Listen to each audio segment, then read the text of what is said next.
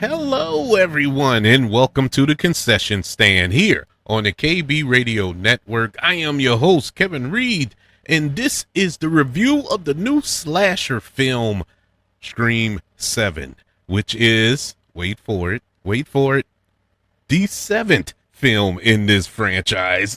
This film has a returning Neve Campbell as the star of this film, and Kevin Williamson directs this film, which he co-wrote. And if you don't know who Kevin Williamson is, shame on you. He created Scream. He wrote the first two, and I think the fourth one in this franchise. Of course, those were directed by the late great Wes Craven, but this go around, he's in the director's chair as well. And so when you think about that, if you on the outside looking in, Neve Campbell, she's returning. You know, she wasn't in Scream 6. And so she's back for Scream 7. You have the creator of this franchise directing and co-writing it. We should be good. We should be back on track with the Scream franchise. Well, and I say back on track, it isn't like it went completely off the rails. I actually liked Scream 5. I thought it was pretty good. I thought it was a good legacy sequel. Scream 6, it wasn't as good as 5, but decent. All these films were pretty decent. I didn't hate any Scream film, but that has changed. That has officially changed. This was one of the worst films I've ever seen. Not just worst Scream films I've ever seen, but worst film, period. This movie was so bad. So bad.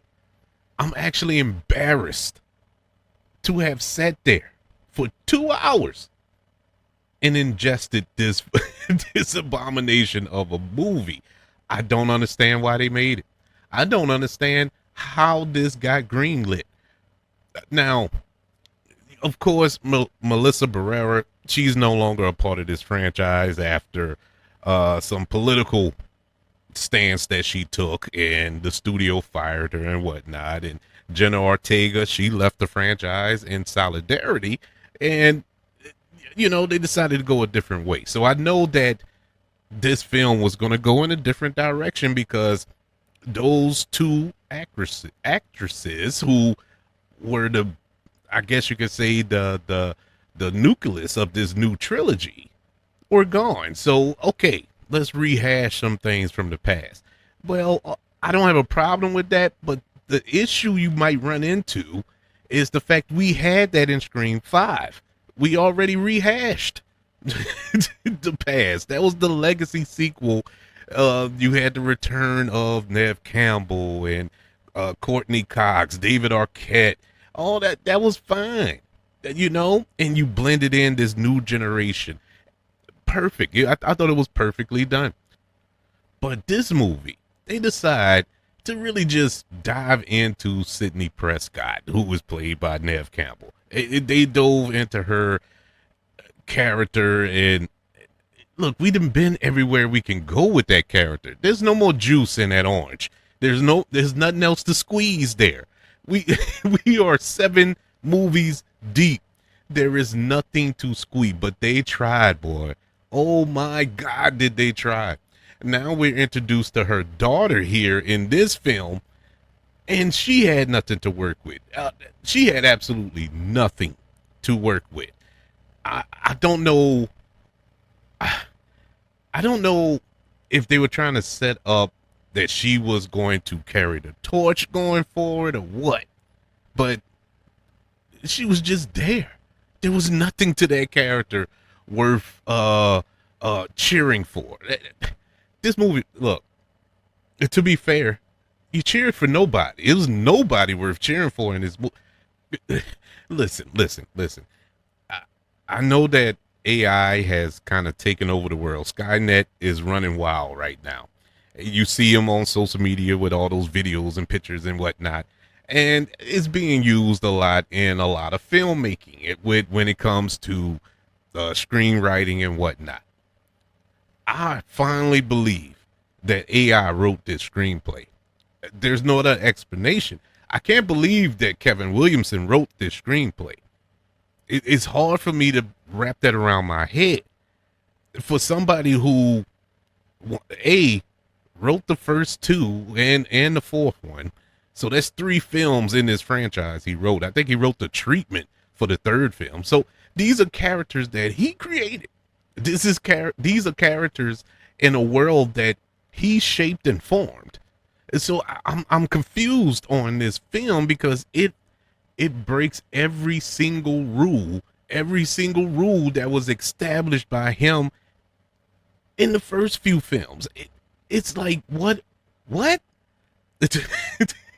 And I talk about AI. AI plays a part in this film. I'm not going to spoil anything, but the element that they use it in this film is so stupid and ridiculous. I don't even know how to. I don't even know how to review this film. Honestly, I'm sitting here and I don't know what to say. I'm so godsmacked by this movie. My intelligence was insulted so bad. The only thing I took away from this movie was the fact that they showed the trailer for Scary Movie 6 before it. That's the only thing that I can take away from this movie. It's so bad, because normally if you see a good movie, at least for me, when I see a good movie, I forget about the trailers that played in front of it because I'm so in tune with the movie that I'm watching, that I paid to see. But in this case, all I could think about was Scary Movie 7, and I didn't even think that trailer was all that good. But that's what's sticking with me here. Now, were there some cool kills in it? Yeah, there were some decent kills in it, but even that was ridiculous. Well, you have to suspend disbelief for every movie you see, but once again, this movie is insulting your intelligence to a degree where you expect me to believe a 120-pound man can lift up another 220-pound man by the neck with one arm, basically. It's like, what am I watching? Is this Jason Voorhees or is this Ghostface? I don't know what I'm looking at here. These are just normal human beings. There's no supernatural elements in this. And then this movie has not 1, not 2, but 3 Ghostface killers in it. 3. 2 technically, but it's 3. Yeah. It's ridiculous. It is ridiculous. They did too much here. They were trying to do too much. And honestly, I think they had to pivot so hard. They, being the filmmakers in the studio, had to pivot so hard after they made the decision to move on from Melissa Barrera's character and Jenna Ortega's character, that they basically just, they made a date. There was a release date and they had to stick that date. And so they had to go out there and make a movie. They had to put something out. That's the only thing I can think of why this movie was made, because it felt like it was rushed. It felt like it was just thrown together. It felt like they didn't even have a script. It just felt like they went out there and shot stuff. Okay, that'll be a good idea. Stand in front of that, And I try to refrain. I try to refrain from, when I'm reviewing a movie.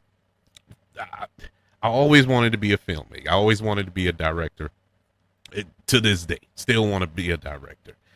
And I always try to refrain from saying these words. Man, I could have made a better movie than that. Because it's hard. Making movies is hard. And I don't want to disrespect the people who actually put blood, sweat, and tears into making a film. Because that's an insult. Because quite honestly, I probably wouldn't. I'd probably make a movie 10 times worse. But I can say this with my whole chest. I would have made a better Scream 7 film. This movie was that bad. It was that bad. And I'm really blown away by it. I'm not mad, which is scary. I'm not mad that I watched the movie. I'm just amazed of how horrible it turned out. Scream 7, which is currently in theaters, gets a letter grade of an F. Yeah, there's nothing redeemable about this movie. Even with a couple of cool kills, I could care less about that. It wasn't even, they just threw that in and it threw just to say it was a serial killer movie or a slasher film. Other than that, this movie had no substance at all. Some of the dumbest decisions made by our lead girl, our final girls, just dumb decisions. We've seen dumb decisions. When the killer is chasing the girl in the house and she runs up the stairs instead of going out the front door. Those stupid kind of decisions. That looks like a genius move compared to some of the stuff I've seen in this movie. I can't. It is unbelievable. If you haven't seen the movie, your mind would explode by some of the stuff that happens in this film. There's a fine line between not taking yourself seriously and not caring. This movie felt like everybody involved just did not care. It was a paycheck. And that's all I could think of. God help them if they actually were putting forth some A+ effort, because nah, that ain't it. But that's just one man's opinion. I would like to know yours. Did you check out Scream 7? Are you a Scream franchise fan? Let me know. Let me know by email, kbradiopodcast@gmail.com. Let me know on social media. Just search for the KB Radio Network on all social media platforms. Also, shout out YouTube. Subscribe to the KB Radio Network channel on YouTube. Like this video if you don't mind. Don't forget about the 5 stars, the reviews, and sharing this show if you're listening on Apple Podcasts, Spotify, iHeartRadio, wherever you are currently listening to the concession stand here on the KB Radio Network. Everybody, thank you for joining me for this rant. Not a review, rant of Scream 7. Want you all to know that I love you. Continue to love everyone. And until we speak again, you all be blessed.